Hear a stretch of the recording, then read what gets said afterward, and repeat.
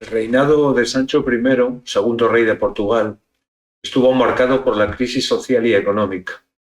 No fue un conquistador ni un guerrero, sí un constructor de ciudades, murallas y comunidades.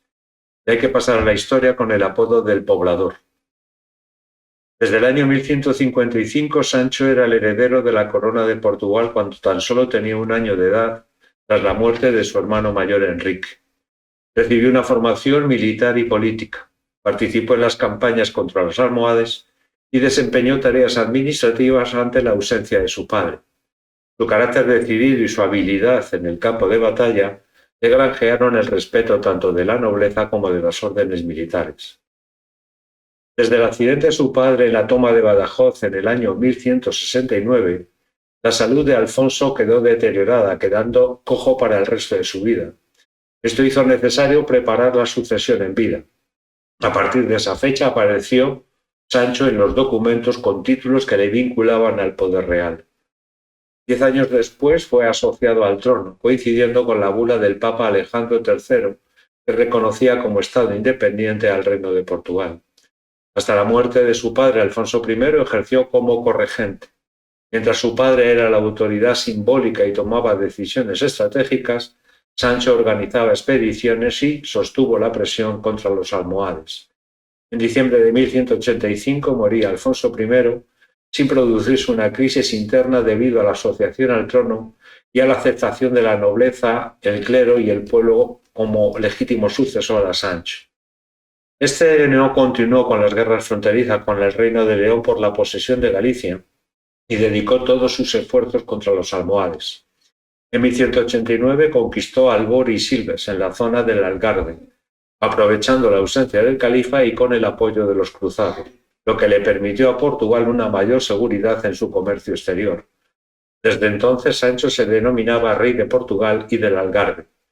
Un éxito efímero, ya que 2 años después los almohades recuperaron Silves y arrasaron Torresnova, Alcácer do Sal, Palmela y Almada. A finales de 1190, Alfonso IX de León se acercó a Portugal en detrimento del pacto que tenía con la corona de Castilla en Carrión de los Condes de casarse con la hija de Alfonso VIII, Urraca, y concertó un enlace con la infanta Teresa, la hija de Sancho I. Esto tiene mucha relación con la alianza que estaban realizando todos los reinos, la futura Liga de Huesca del año 1191, contra la política expansionista de Alfonso VIII. El 15 de febrero de 1191 se casaron en Guimaraes, sin dispensa papal, aunque eran primos. Casi 2 años después, el Papa Celestino III envió un legado, el cardenal Gregorio de San Angelo, que excomulgó a ambos reyes y lanzó el entredicho a los dos reinos.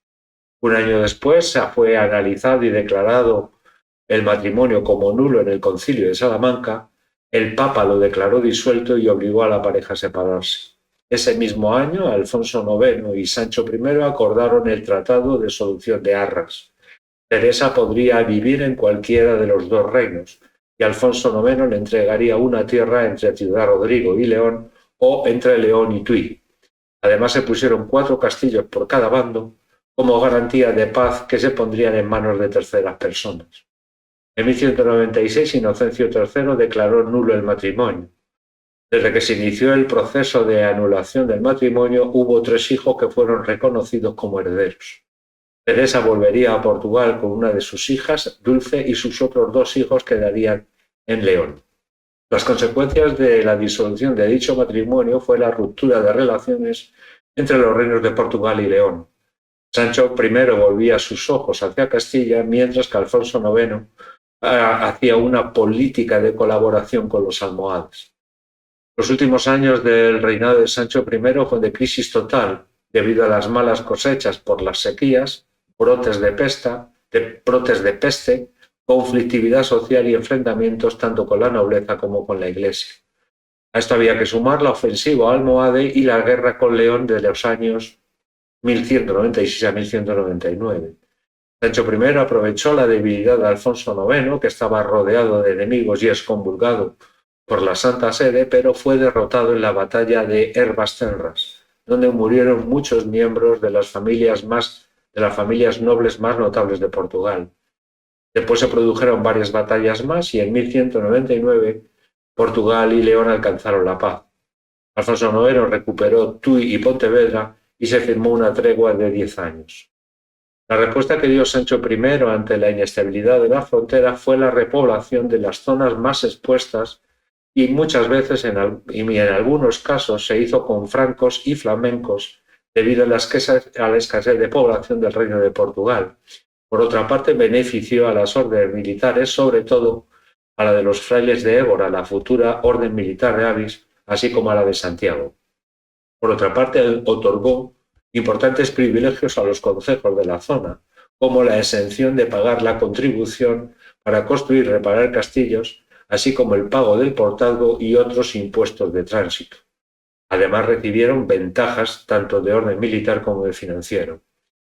Y la respuesta que dio Sancho I ante los problemas económicos fue la afirmación de la supremacía del poder real sobre los poderes señoriales, tanto laicos como eclesiásticos, así como la limitación de las posesiones y privilegios eclesiásticos.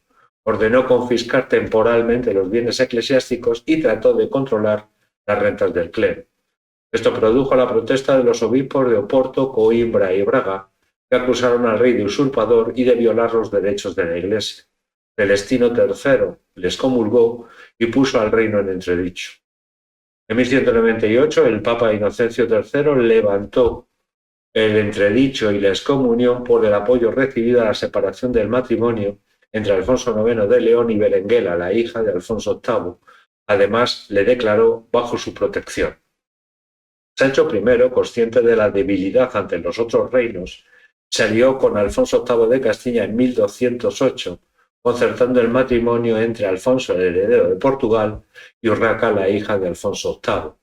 El obispo de Oporto, Martiño Rodríguez, se opuso alegando consanguinidad, pero esto no era cierto, ya que Inocencio III autorizaba los matrimonios hasta el 4º grado. Los problemas de salud de Sancho I le hicieron retirarse a Coimbra, y desde allí, rodeado de consejeros, siguió gobernando.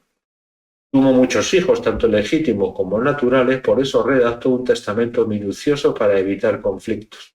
Repartía tierras y rentas entre sus descendientes y realizó donaciones a la Iglesia. En marzo de 1211 murió y en el testamento dejó para su primogénito Alfonso el reino de Portugal y para sus hijas Teresa, Mafalda y Sancha villas, castillos y rentas. Así hizo donaciones a monasterios y órdenes religiosas y dispuso limosnas y donativos para pobres y peregrinos, pero puso una condición a Alfonso, el respetar las herencias concedidas a sus hermanos. Pero una de las primeras decisiones que tomó Alfonso II fue no reconocer los territorios cedidos por su padre a sus hermanas, cosa que veremos en futuros vídeos.